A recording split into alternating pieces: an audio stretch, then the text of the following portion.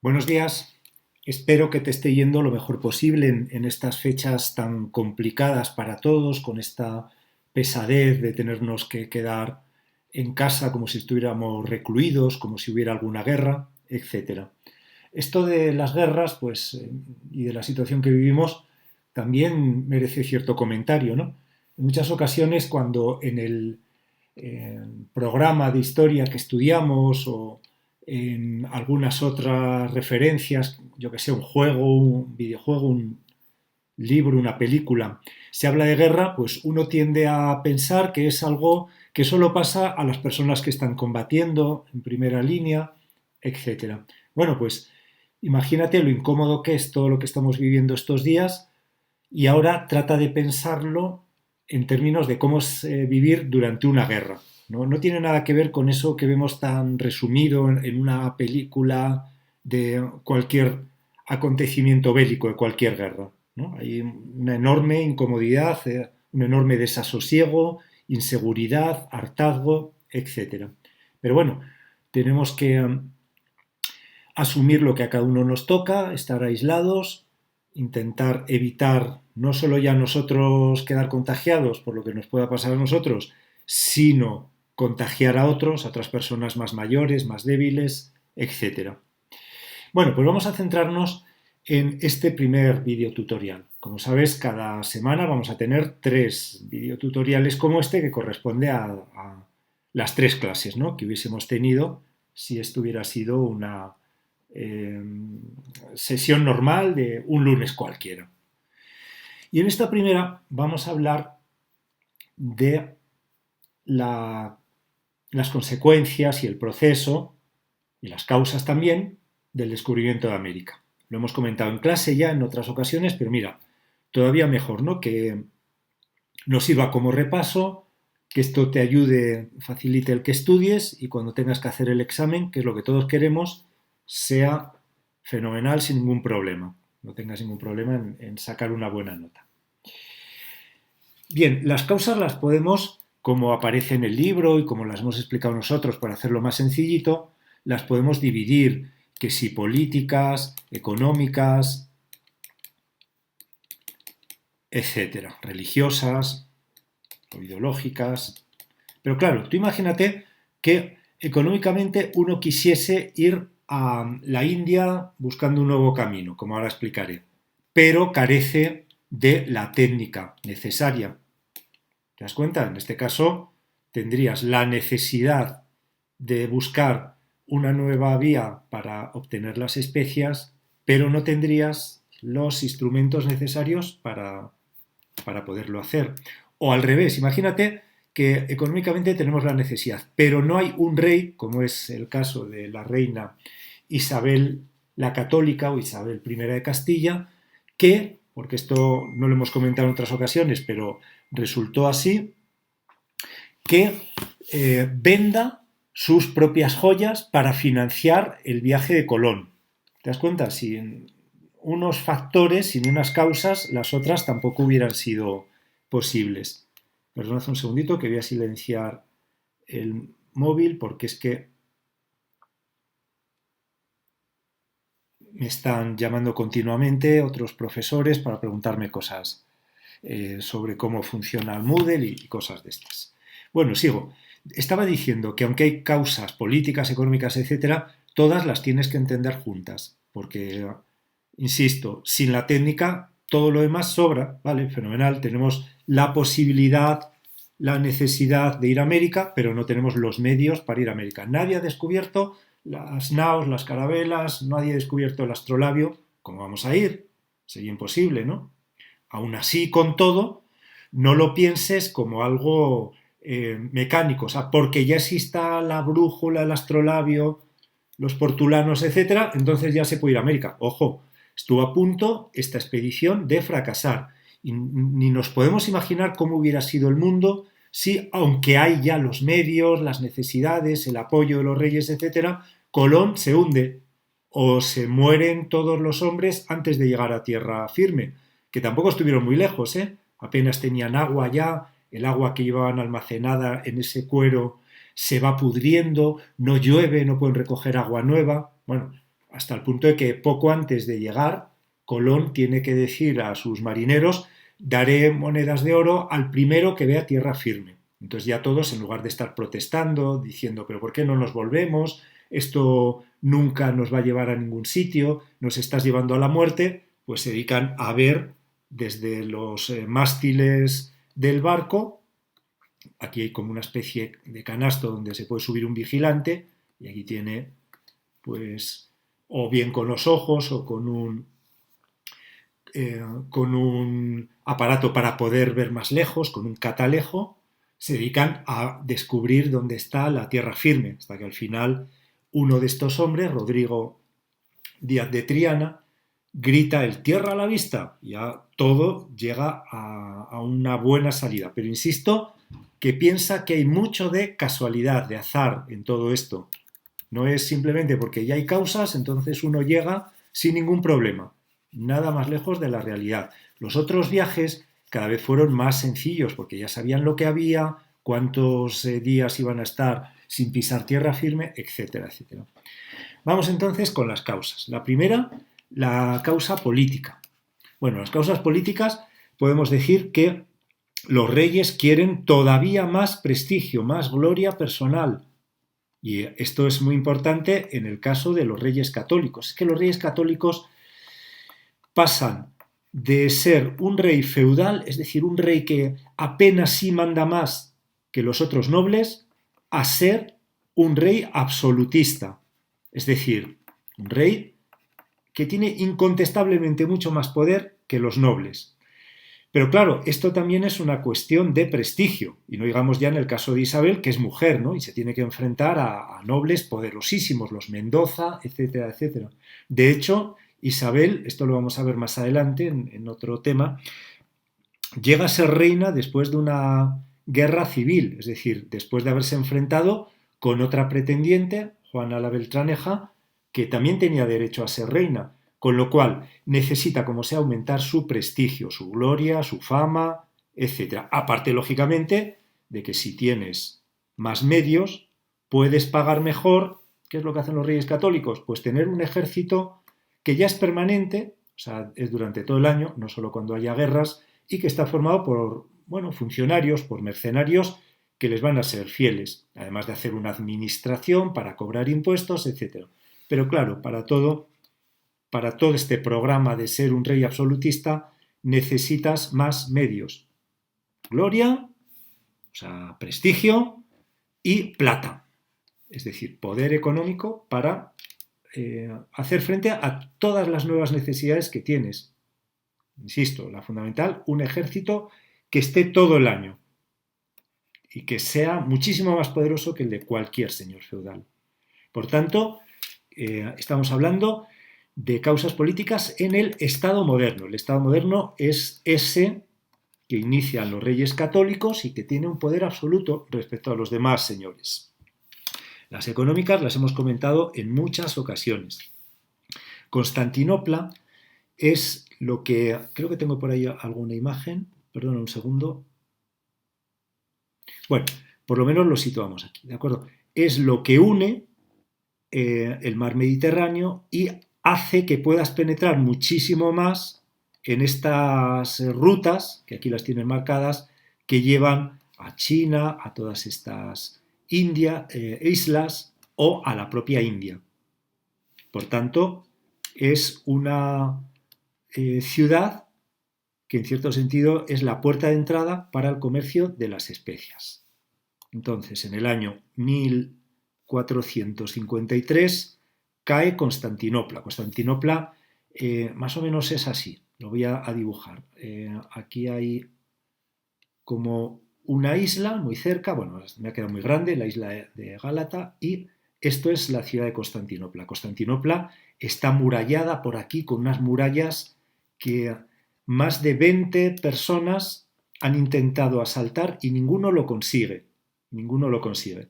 Sin embargo, hay un momento en donde un joven rey turco, Mehmed II, para tener más prestigio, pone aquí a sus ejércitos sitiando, es decir, impidiendo que nadie vaya por comida.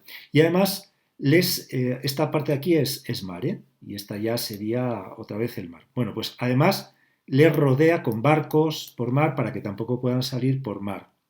Es una cosa muy curiosa, pero voy a poner esto más pequeño. Los habitantes de Constantinopla, aquí hay como una isla, bueno, pues aquí tenían una gigantesca cadena de unos 5 o 6 kilómetros. Entonces, cada vez que un barco intentaba venir, izaban esta cadena con máquinas, o sea, tirando de una especie de rueda giratoria, porque pesaban muchísimo, de un lado y del otro. Entonces, los barcos enemigos que querían pasar se rompían al chocar contra esta cadena.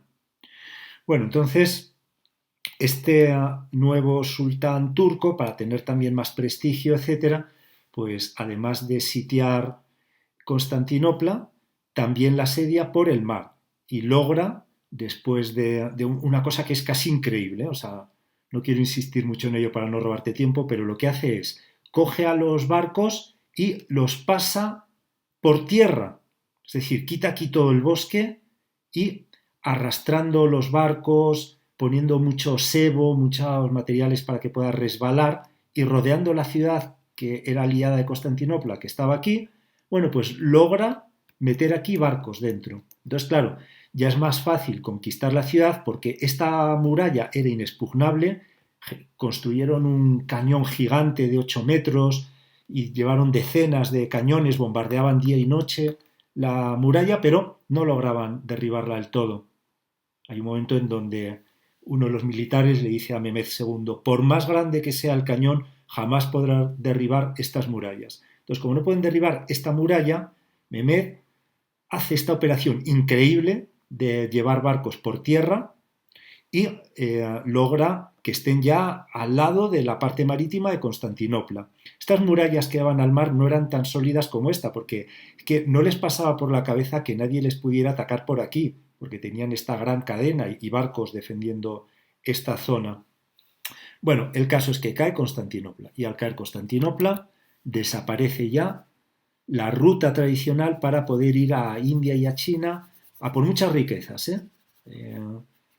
Había un poco de todo, pero una de ellas, de las más importantes, era las especias, que hemos comentado, que son imprescindibles para conservar los alimentos, si no se pudren.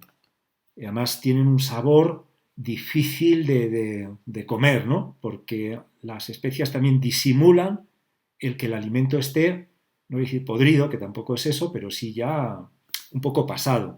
El alimento ya no esté en buenas condiciones. Y no hay especias en Albacete, por lo menos en esta época.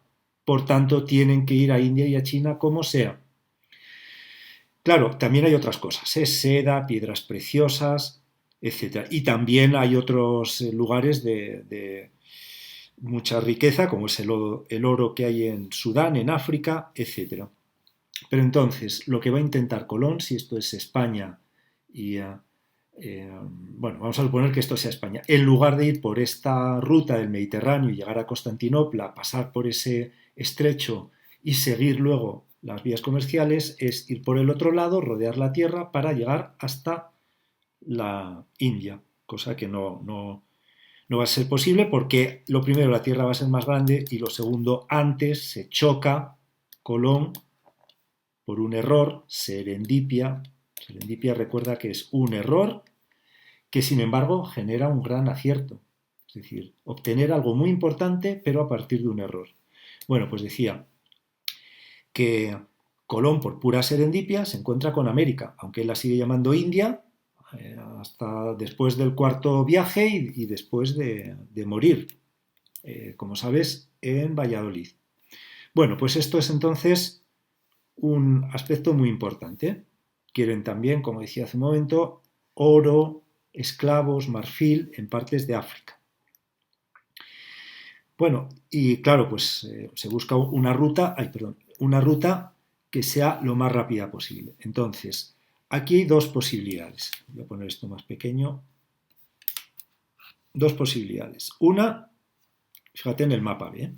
Una, la que hace Portugal, que poco a poco va circunvalando, circunvalar es dar la vuelta alrededor de algo, va circunvalando África, y estos puntitos rojos que pongo aquí es porque estos barcos que salían de Portugal, por ejemplo de Lisboa, de Porto, o como la llamamos ahora, Oporto, bueno, pues estos barcos tenían que parar de vez en cuando para cargar agua, alimentos, si no se producían enfermedades terribles, como es el caso del escorbuto. El escorbuto es la falta de vitamina C. Claro, cuando tú estás en alta mar, pues todo lo que tiene vitamina C, una naranja, etcétera, en unos días ya está pocho, ¿no? Ya no lo puedes seguir consumiendo. Entonces, lo que comes es carne seca, pescado salado, cosas que aguanten el paso del tiempo, ¿no? Y no vitamina C. Entonces, el escorbuto lo que provoca es la caída de los dientes por parte de los marineros. Bueno, pues decía, para tener bases en las que poder cargar con agua, con frutas, alimentos en general, etcétera, o yo que sea, reparar los barcos, curar a los enfermos, etcétera, Portugal va a ir generando en la costa todo un conjunto de fuertes costeros, donde había personas todo el año viviendo, para cuando llegase un barco, que podía ser a lo mejor cada mes, cada 3 meses, depende, ¿no?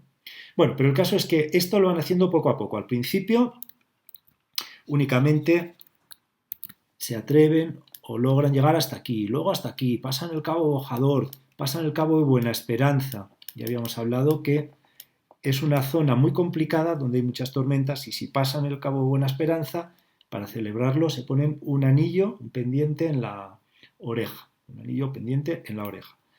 Y desde ahí llegan a la India. ¿Cuál es la desventaja respecto a la ruta anterior? Pues que es mucho más larga y además hay que construirla. Cuando digo hay que construirla me refiero a esos fuertes.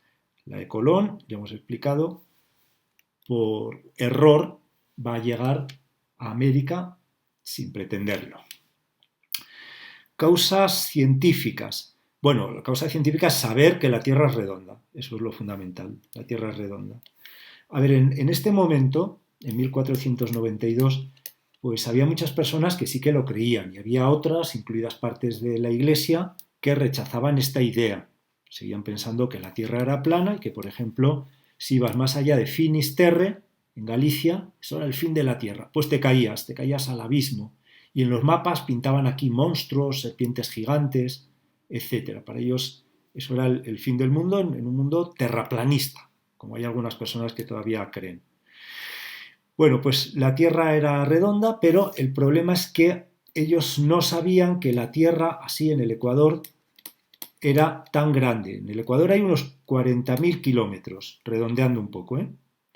Y ellos pensaban que era pues casi la mitad. Entonces Colón pensaba que yendo por el otro lado de la Tierra podía llegar a la India con mucho menos esfuerzo, casi con los mismos kilómetros que si vas hacia la derecha. España, a la izquierda la ruta de Colón, a la derecha la ruta por Constantinopla, pues Colón pensaba que iba a ser una ruta prácticamente igual, del mismo tamaño que el de la derecha, y es por la izquierda. Bueno, en esto, pues Cristóbal Colón, aunque hay muchos misterios y evidentemente nunca lo dejó por escrito, ni siquiera se sabe dónde nació Colón, bueno, pues en esto decía, Colón se basa en algunos libros de griegos, pero de griegos del siglo V a.C., etcétera, como es la geografía de Ptolomeo, o en algunos libros un poco más recientes que hablaban de esto, de la Tierra que es plana. Y se supone que también es posible que algún marinero, podría ser español, portugués, etcétera, haya sufrido su barco un naufragio y haya podido llegar a algún punto, por ejemplo, de las costas de Brasil. Se haya construido una barquita o reparado a las 4 maderas a las que se ha agarrado en este naufragio y haya podido regresar, después de un viaje más o menos largo, vivo a Europa. Es que si no es muy difícil pensar que Colón se metiese en una aventura tan a ciegas, sin saber cuántos kilómetros, sin saber si realmente esa ruta existía o no. Pero bueno, en cualquier caso, hay conocimiento científico que ya le proporciona a Colón la idea de un mundo redondo. Las técnicas son muy importantes por lo que comentaba antes. Es que si quieres, sabes que la Tierra es redonda, pero no tienes cómo llegar, pues evidentemente no tienes los medios. Entonces, la brújula es árabe, no es que sea un invento de ahora. Es árabe, lo que pasa es que ahora se generaliza, es decir, todo el mundo empieza a usarla y a saberla manejar mejor. La brújula, como sabes, pues es simplemente un trocito de metal imantado y que por tanto eh, marca hacia el norte, ¿no? Porque el polo norte de la Tierra también está imantado. Entonces, este trocito de metal que se apoya en una base muy fina para que tenga movilidad va marcando dónde está el norte. Entonces, esto permite a los marineros saber qué dirección llevan en cada momento. Bueno, el astrolabio que servía para, claro, esto del astrolabio es importante sobre todo para las noches, porque por el día más o menos puedes ver, pero la referencia que tienes por las noches es las estrellas. No son los únicos, ¿eh? También están los mapas marinos, esto es la cartografía, mapamundis, portulanos, mapas de puertos, donde te dice dónde están, pero también nuevos barcos mejor adaptados, como es el caso de la carabela y la nao, para viajes largos, que aprovechan mejor el viento, incluso que permiten seguir navegando cuando el viento es contrario, es decir, si tú vas para aquí, pero el viento va para aquí, estos barcos, no voy a decir que vayan muy rápido, pero no impide del todo la navegación. Es decir, tú puedes seguir yendo para aquí, aunque sea de forma lenta y cizagueante. El caso es que barcos de grandes velas que están más adaptados a aguas muy complicadas como son las del Atlántico. El Mediterráneo es un mar muy calmado. Luego creo que vamos a ver. Bueno, aquí tenemos, por ejemplo, este tipo de barcos. Barcos, lo primero, que tengan más altura en la quilla. La quilla es esto, la parte superior e inferior del barco. Bueno, barcos entonces decía simplemente que tienen una borda, que tienen una pared más larga, con lo cual pueden resistir olas de más altura y de más fuerza. Velas triangulares, que estas son fundamentales para orientar el barco, aparte de timones, etcétera. Velas triangulares, estas permiten obtener mejor dirección o afinar la dirección, sobre todo cuando sopla una gran cantidad de viento. Luego, velas cuadradas, que esta sería como el motor del barco.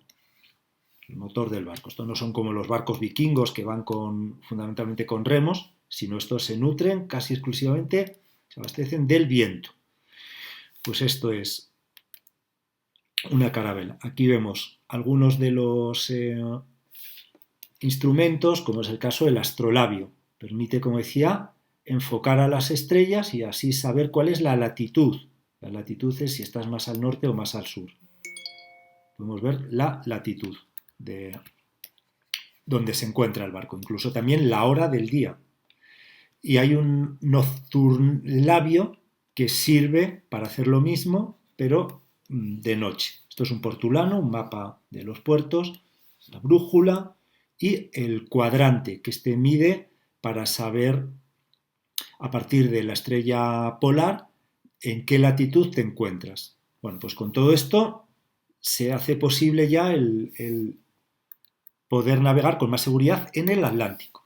Causas religiosas. Esto lo comentábamos ya. Te dije que esto del Preste Juan no es necesario que lo pongas en el examen o que lo memorices, que lo estudies. Las causas religiosas. Bueno, pues por un lado se trata de evangelizar, es decir, de convertir al cristianismo, extender el cristianismo. En esta época se pensaba que si los indios, sean de la India o sean de América, mueren sin estar bautizados, van al infierno. Nadie que no esté bautizado se puede salvar. Entonces, pues era un motivo más. Era una lucha a favor de la cristiandad, era una lucha para salvar a esas almas perdidas, a esas almas condenadas mientras no se bauticen. Y las ideológicas, pues lo podríamos resumir de esta manera. Hay un gran afán para descubrir cosas nuevas. cubrir todo, ¿eh? Por ejemplo, nuevos modelos matemáticos, nuevos descubrimientos astronómicos, etcétera. Pero también hay un afán de explorar, de tener aventuras y también un afán de ganar fama, de ganar riqueza, como es el caso de Cristóbal Colón. Así que estamos viendo causas de naturaleza, como vemos, muy distintas. Bueno, pues un poquito más por hoy, un poquito más de explicación. Aquí, claro, hemos visto que hay dos proyectos. El portugués, sobre todo en tiempos de Enrique el Navegante, ya te puedes imaginar que le llaman el Navegante, por la gran actuación que hizo respecto a las conquistas por mar, sobre todo de África y llegando hasta la India. Y el proyecto castellano, el proyecto abanderado por Cristóbal Colón.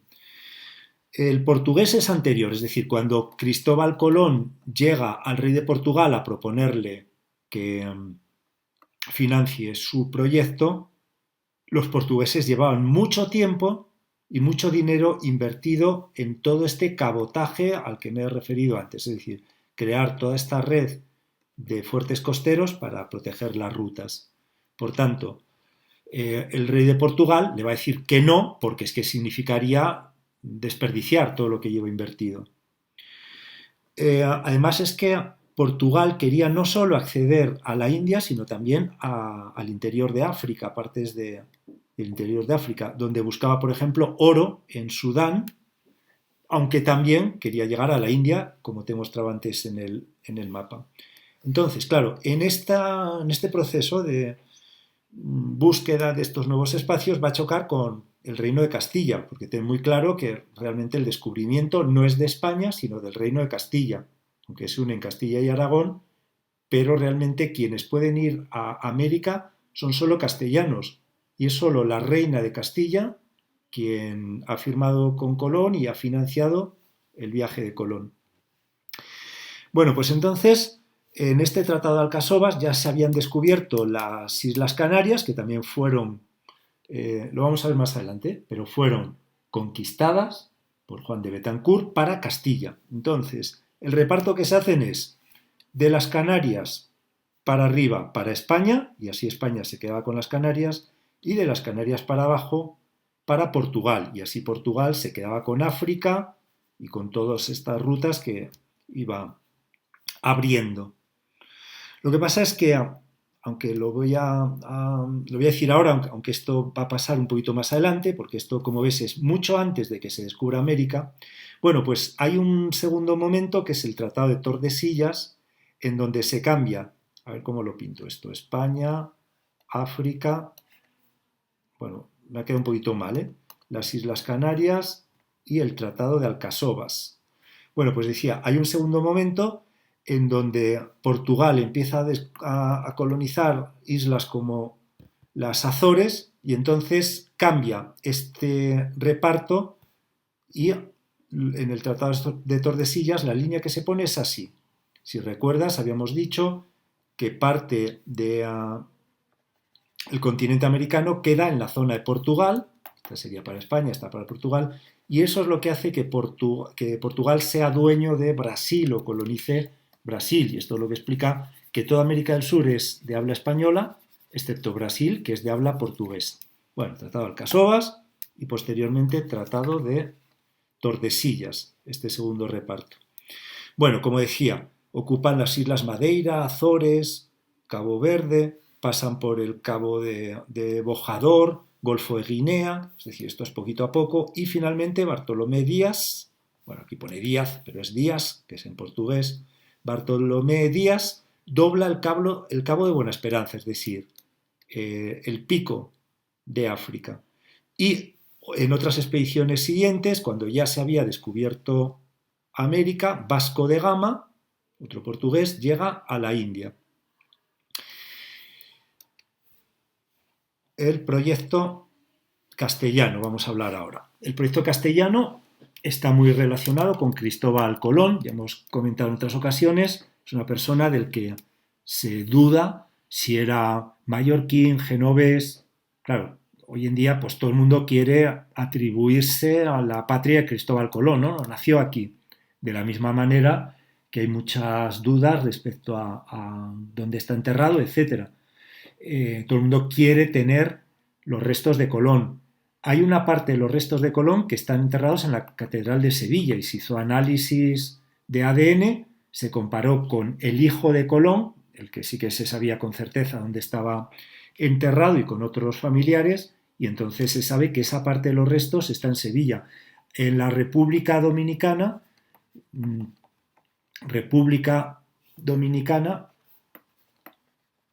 hay otra parte dominicana, la República Dominicana decía, hay otros restos que los dominicanos dicen que son de Colón y lo tienen ahí en un monumento en el que se han gastado, pero una fortuna. Y a veces les han pedido a algunos científicos hacer también aquí el análisis del ADN y se han negado, porque claro, como resulte que no es Colón quien está ahí enterrado, pues se van a llevar un gran chasco después del gigantesco monumento que han generado. Pero bueno, digo, se sabe que murió en un convento de Valladolid, en Valladolid está la casa de Colón, y que posteriormente le llevaron a enterrar a la Catedral de Sevilla, porque Sevilla está muy relacionado con el tráfico de América, de los productos de América. Ya veremos más adelante que allí está la llamada Casa de Sevilla, que era la que organizaba, la institución que organizaba los viajes, daba permiso o negaba el permiso a los marineros que querían ir. En la Torre del Oro recogía la lista de todas las riquezas que se habían traído para repartirlas según entre quién. Ahora explicaré más esto de repartirlas. Me refiero parte para la corona, para la reina, y parte para los propios capitanes de estas expediciones. Entonces, Colón, después de intentarlo en varias ocasiones y fracasar, y gracias al apoyo de unos monjes de Huelva, de la Rábida, que le permiten convencer a la reina, a Isabel, bueno, pues Colón logra tener fundamentalmente las joyas de Isabel la Católica, porque claro, piensa que en 1492, mientras tanto, Isabel la Católica está terminando la conquista de Granada. Entonces, claro, ahí tiene que invertir todo el dinero del reino de Castilla. Entonces, no hay más. Y tiene que empeñar sus propias joyas, vender sus propias joyas para financiar esta expedición. Ya he explicado que el rey de Portugal lo ha rechazado. Después de varias reuniones con sabios, con expertos, algunos de los cuales decían que era imposible que la Tierra fuera redonda, y gracias a estos monjes de la Rábida que insisten en que la reina escuche a Cristóbal Colón, firman un acuerdo que es las Capitulaciones de Santa Fe, donde a Colón le dan una parte de toda la riqueza que se descubra en América, una décima parte, y le nombran almirante de la mar Océano. En realidad nunca le van a llegar a dar tanto, muchísimo menos. Le van a dar una parte mucho más pequeña que lo prometido. Aún así, Colón murió siendo una persona inmensamente rica. A veces en las novelas o en algunos otros sitios es posible que leáis que Colón muere pobre. En absoluto, Colón muere siendo una persona muy rica. Con todo, tendría que haber sido, vamos, muchísimo más rico que lo que fue si se hubiesen cumplido estos acuerdos. Bueno, pues entonces sale del puerto de Palos, que está en la provincia de Huelva, va a Canarias, donde hace algunas reparaciones de algunas de las naves, por ejemplo, pues calafatean, es decir, cubren con brea algunos de los agujeros, con madera primero, pero luego con brea para que sea impermeable. Bueno, carga todo tipo de víveres, etcétera, y emprende viaje, llegando el 12 de octubre a una isla, a una pequeña isla, Guananí, que es como lo llamaban los nativos, que están en las Bahamas, y a la que él llama San Salvador, porque lógicamente pues, supone para ellos la salvación, por lo que antes expliqué. Todavía en este primer viaje sigue ruta, porque está en una pequeña isla, y va a Cuba y a la Española. Y allí pues les pide a los nativos que le den productos, pájaros como loros, que no se conocían en España, oro, aunque ahí realmente había una cantidad mínima de oro. Esta fue la gran frustración de Colón. El oro y sobre todo la plata van a estar en el continente. En el Caribe apenas si encuentra oro. Los propios nativos no entienden por qué quiere el oro, porque para ellos el oro pues sí era un adorno, una cosa muy bonita, pero no le daban tanta importancia y no tenían grandes piezas de oro, grandes adornos de oro. Bueno, el caso es que Colón en este primer viaje se trajo algunos nativos, algunos indígenas, como decía antes, loros, productos que había encontrado allí y ese poquito oro que fue capaz de encontrar. Muere en 1506 después de haber hecho en total 4 viajes a América. Bueno, pues esto es entonces el contenido. Esto de las reformas yo creo que ya lo vamos a ver en otro tutorial. Así que por hoy recuerda que vas a tener, además de hacer este vídeo con preguntas, que vas a tener que hacer un cuestionario, un cuestionario, en donde puedes tener delante el libro. Este test van a ser una serie de preguntas. Dejaré más o menos unos 15 minutos para hacerlo, pero cuenta como nota, así que no contestes sin estar seguro, míralo primero tranquilamente en el libro y lo haces sin fallar ninguna. Venga, pues un saludo y hasta el miércoles.